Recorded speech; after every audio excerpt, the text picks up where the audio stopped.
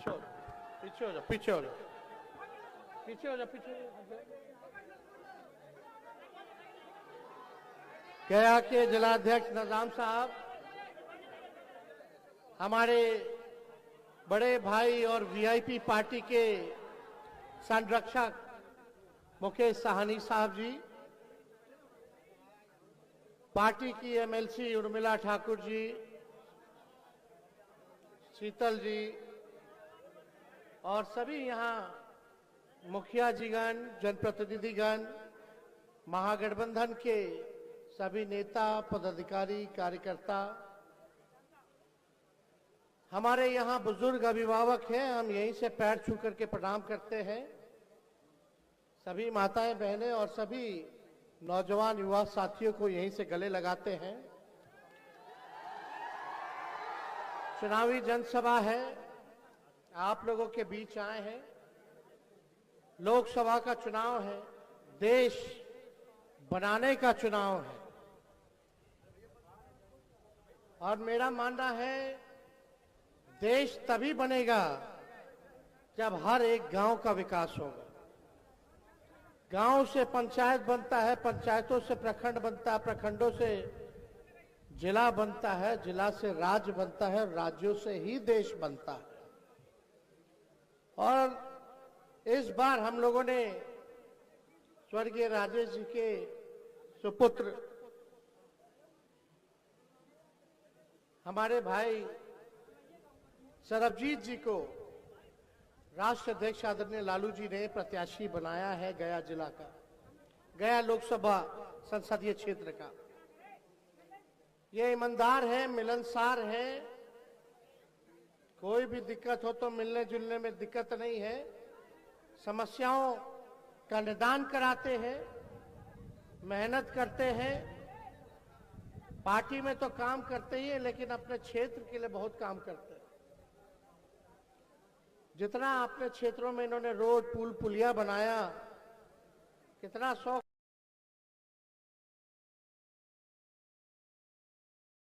रहते हुए इन्होंने दिलाने का काम किया। पर्यटन के हिसाब से इन्होंने बहुत फंड जो है सरकार से लेकर के आने का काम किया। तो ये दिखाता है कि ये जनता का सेवा नेता बनकर के नहीं बल्कि बेटा बनकर के करना चाहते हैं।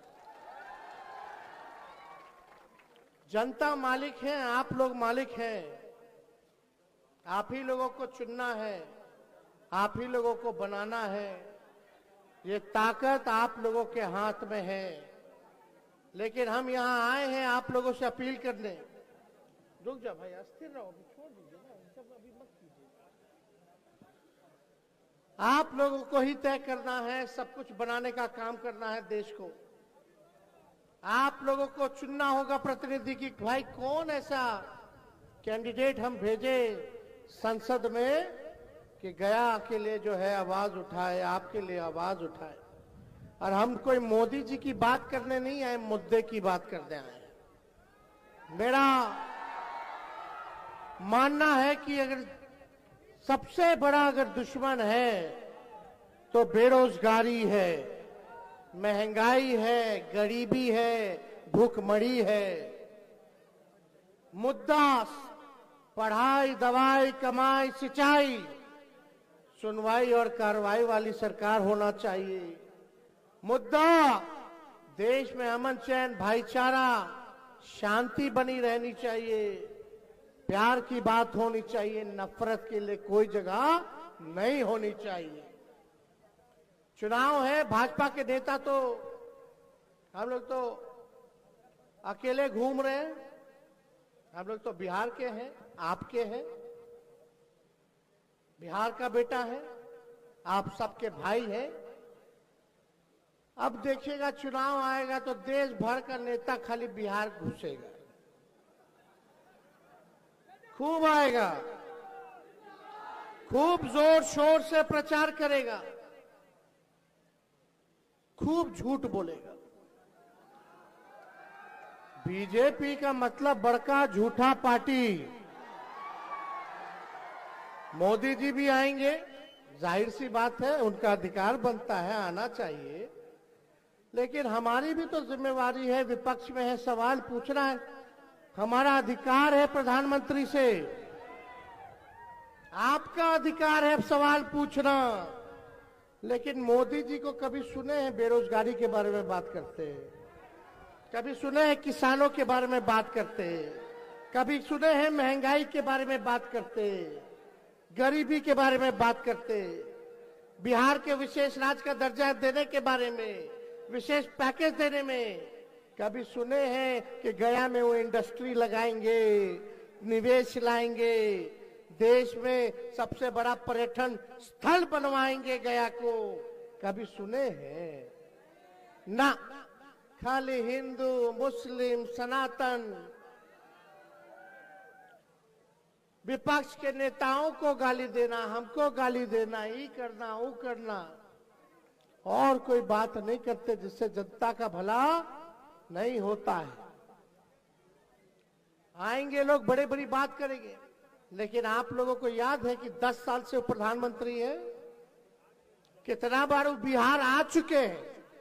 बताइए, दिल पे हाथ रख के पूछिएगा, क्या गरीबी मिटी है? यही मोदी जी बोलते थे किसानों का आय दुगुना करेंगे 22 में। क्या किसान भाइयों का आय दुगुना हुआ? यही मोदी जी बोलते थे जिसका झोपड़ी है उसको पक्का मकान बना करके देंगे 22 तक, हुआ? यही मोदी जी है जो बोलते थे 15-15 लाख रुपया खाते में देंगे, मिला? यही मोदी जी है जो कहते थे हर साल नौजवानों को 2 करोड़ नौकरी देंगे। क्या मिला नौकरी? कौन सा ऐसा अच्छा अस्पताल बनवा दिया मोदी जी ने आपके लिए, आपके गांव के लिए? कौन सा ऐसा अच्छा स्कूल बनवा दिया? खाली यही बोलेंगे मोदी जी कि हमने 5 किलो राशन दिया। अरे मोदी जी को तो राशन अभी से मिला, तो कांग्रेस के जमाना से फूड सिक्योरिटी बिल कांग्रेस का पॉलिसी था, उसी टाइम से मिल रहा है। पहले तो तेलों मिलता था, चीनियों मिलता था, कि राशन तेलों मिलता था। मोदी जी, ये आपका दिया हुआ नहीं है, और कोई भी सरकार आएगी राशन तो देगी ही देगी, क्योंकि देश में भूखमरी है, गरीबी है। एक तरफ मोदी जी कहते हैं कि उन्होंने गरीबी मिटा दिया, और दूसरी तरफ 80 करोड़ लोगों को अनाज बांट रहे हैं। दोनों बात कैसे? जिस देश में 80 करोड़ लोगों को 5 किलो अनाज मिल रहा हो, वहां गरीबी है, गरीबी मिटाई नहीं गई। लेकिन आपका भाई, आपका नौजवान साथी, प्रधानमंत्री जी ने क्या किया नहीं किया वो तो हिसाब नहीं देंगे, एने ओने बतियाएंगे। लेकिन 17 महीने में इसी मैदान में हम आए थे, बिहार विधानसभा के चुनाव में 20 में। सबसे पहले हम क्या बोले थे कि 10 लाख सरकारी नौकरी देंगे, बोले थे कि नहीं बोले थे? आपके भाई को जब लतिया के हमारे चाचा हमारे पास आ गए माफी मांग के कि अब कहीं नहीं जाएंगे, मिट्टी में मिल जाएंगे, मर जाएंगे, मिट जाएंगे, लेकिन भाजपा में नहीं जाएंगे।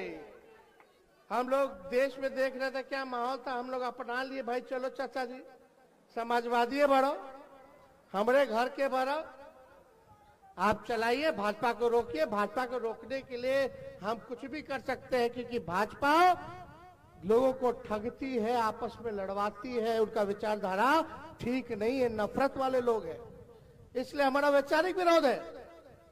तो नीतीश जी आए और हमने कहा नीतीश जी को, नीतीश जी आ तो रहे, लेकिन हमने जनता से कमिटमेंट किया है, अब हम सरकार में आएंगे तो जनता तो हमसे पूछेगी कि क्या किए, 10 लाख नौकरियां दिए कि नहीं दिए।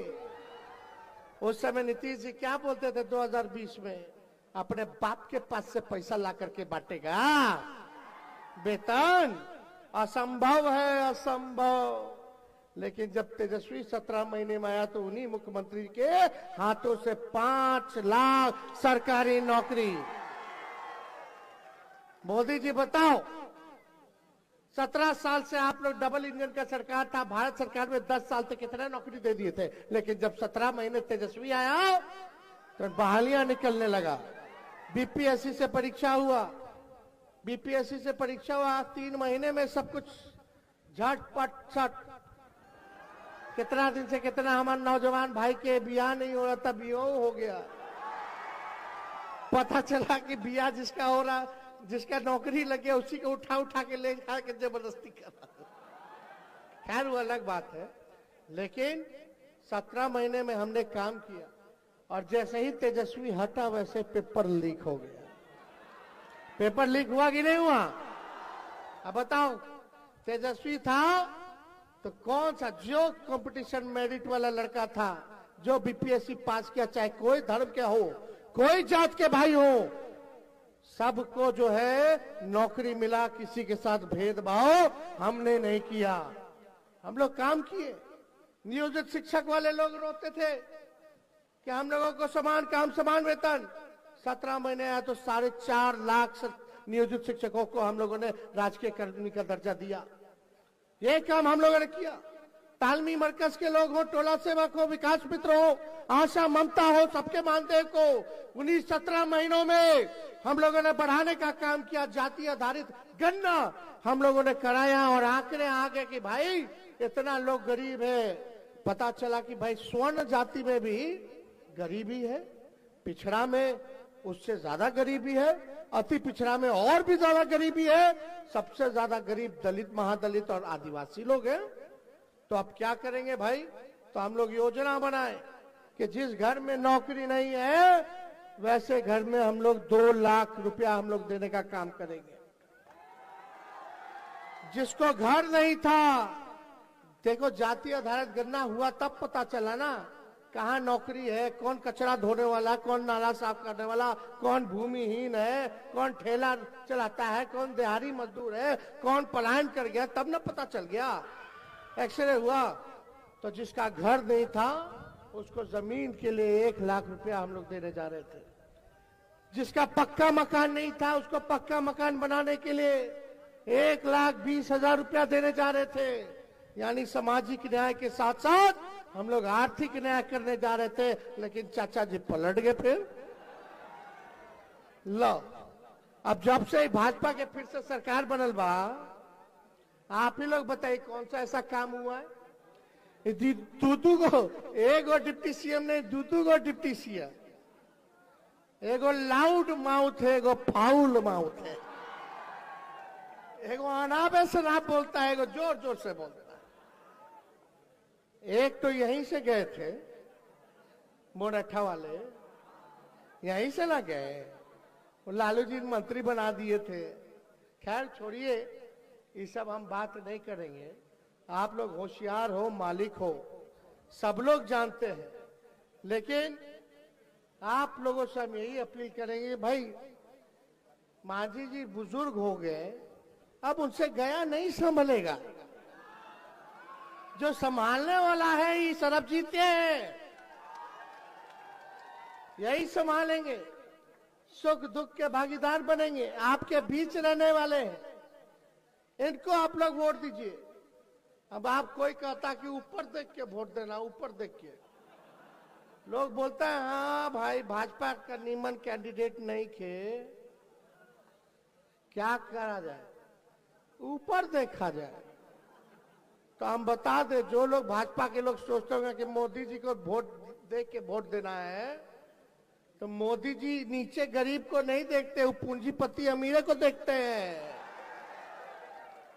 क्या किया गरीबी के लिए, क्या किया आपके लिए? खाली वोट चाहिए और उधर कर्जा माफ कर देते हैं।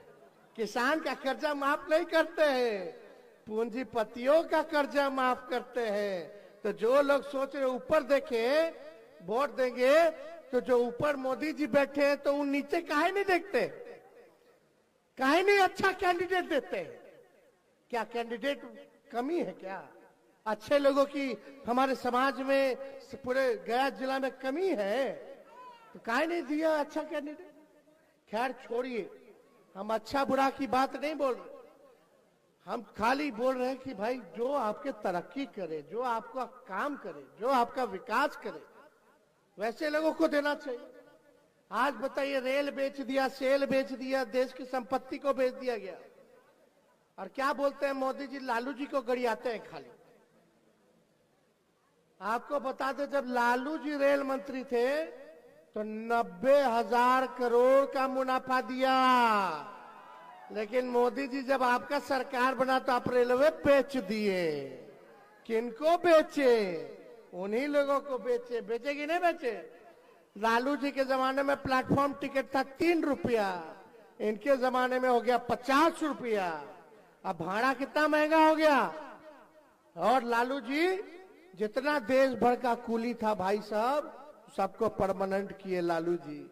बिहार को 3-3 कारखाना मिला, रेलवे मंत्री थे तो पहिया कारखाना मिला, पहिया यही बनता है, जीई का बना। लेकिन आप बताइए कि मोदी जी जब बने तो कितना कारखाना दे दिए। रेलवे का बजट खत्म कर दिए। पहले रेलवे का अलग बजट आता था, लालू जी थे तो हर बजट में भाड़ा कम करते थे। आजकल तो हिसाबे नहीं। समझ जाइए, लालू जी थे तो देश दुनिया से लोग आता था कि मैनेजमेंट गुरु कहता था कि कैसे अब भाई काम हुआ, और बात बता रहे कि क्या काम किए, क्या काम किए। तो जो काम हम लोगों ने करके दिखाया, इन लोगों ने नहीं किया, इसलिए आप लोगों के बीच आए।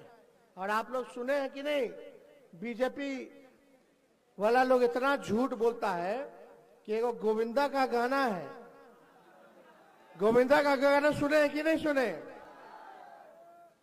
तो हम वही बोलते हैं मोदी जी को, अरे तुम तो धोखेबाज हो, वादा करके भूल जाते हो। अरे रोज रोज मोदी जी तुम ऐसा करोगे, रोज रोज मोदी जी तुम ऐसा करोगे, जनता जो रूठ गई तो हाथ मलोगे। अरे तुम तो धोखेबाज हो, वादा करके क्या भूल जाते हो। तो यही इन लोगों का चरित्र है, झूठ बोलो, खूब झूठ बोलो, इतना झूठ बोलो कि सच पे ध्यान ही ना जाए, जमीन पे ध्यान ही ना जाए। ये कर देंगे, वो कर देंगे। अरे क्या किया बताइए ना, अपने दिल पे हाथ रख के बोलिए ना।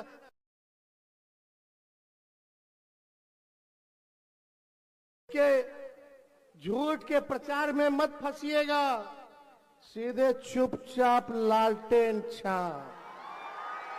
बोलिए चुपचाप, चुपचाप, चुपचाप।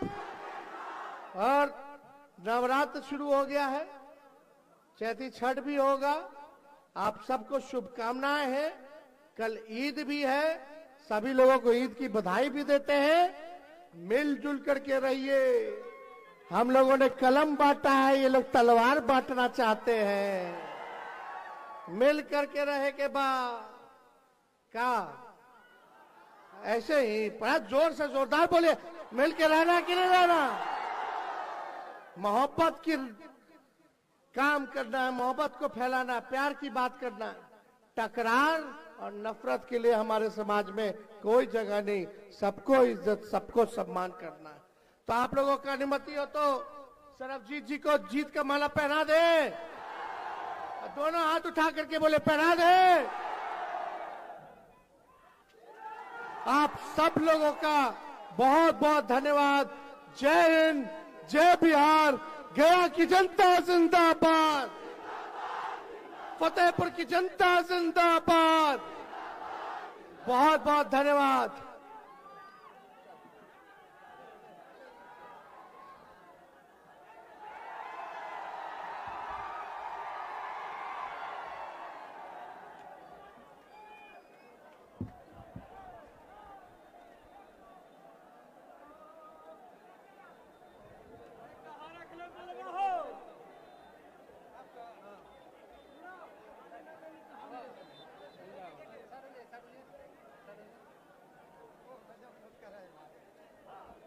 हेलो, सभी साथियों से आग्रह है कि टनकुप्पा में तेजस्वी यादव जी का कार्यक्रम 12 तारीख को समय 11 बजे रीवर मोड़ के बगल में होने जा रहा है।